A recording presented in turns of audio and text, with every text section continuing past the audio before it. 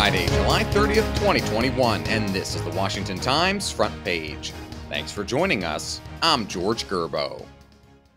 President Biden says federal employees will be required to get COVID-19 vaccines or face regular testing and mask restrictions as he grows impatient with sluggish vaccination rates, allowing the Delta variant to surge. Tom Howell reports Biden said workers must attest to their vaccination status, and if they refuse or are not immunized, wear masks on premises, practice social distancing, and face weekly or twice-weekly testing for the virus. Unvaccinated federal workers will also generally not be allowed to travel for work. The president also directed the military to look into how and when it will add COVID-19 shots to its list of required vaccines for troops stationed around the world. Such a move would lump the military in with Department of Veteran Affairs doctors and nurses who face a direct mandate to get vaccinated. The president's plan drew criticism from labor unions that don't think their workers' livelihood should depend on getting the shots, signaling a high-profile fight over mandates that cities, states, and corporate America are deploying after pleas and incentives have fallen short. The push comes as breakthrough infections, fully vaccinated people testing positive for COVID-19, seem to be cropping up everywhere. Sen Wu-Tan reports public health officials say such infections may be contributing to the spread of the coronavirus, although unvaccinated people account for most of the surge of COVID-19 cases. As of July 19th, the Centers for Disease Control and Prevention has received reports of more than 5,900 patients with breakthrough infections who were hospitalized or died. More than 161 million people in the United States have been fully vaccinated against COVID-19. The expiration of a national eviction moratorium has provoked finger-pointing between the White House and congressional Democrats, who blamed each other for failing to resolve the situation before Saturday, when as many as 15 million Americans could be thrown out of their homes. White House correspondent Jeff Murdoch reports Democrats are exasperated that President Biden delayed a call for action until less than 72 hours before the moratorium is to end. It was put into place about 11 months ago as part of federal coronavirus relief. The Biden administration said a unilateral order of an extension would be on shaky legal ground.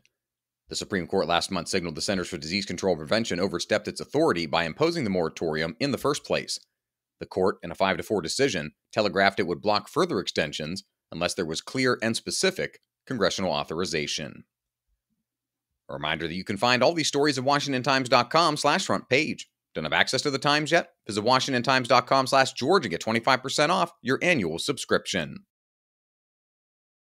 A provision vying for inclusion in President Biden's $3.5 trillion human infrastructure package would use taxpayer dollars to increase pay to $15 an hour for workers who care for children, the elderly, and individuals with disabilities.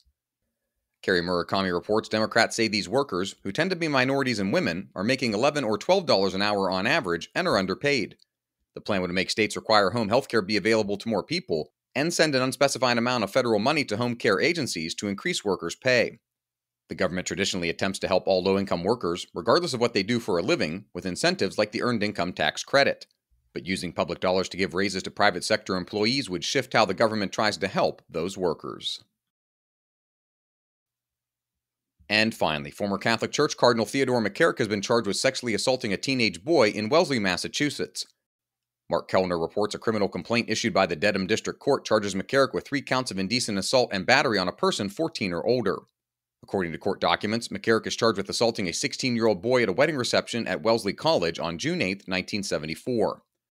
Changes to Massachusetts law passed in the wake of sexual abuse scandals in the Catholic Church allow McCarrick, now 91, to be charged because he wasn't a state resident at the time. The former Archbishop of Washington is the first cardinal in the U.S. to be criminally charged in a sexual abuse case. Find all today's front page stories at WashingtonTimes.com/front page or on the Washington Times app, and subscribe for free to the front page. Just search Washington Times on your favorite podcast platforms. You can also follow us on Twitter and Instagram at Wash Times for breaking news, sports, commentary, and more. For the Washington Times, I'm George Gerbo.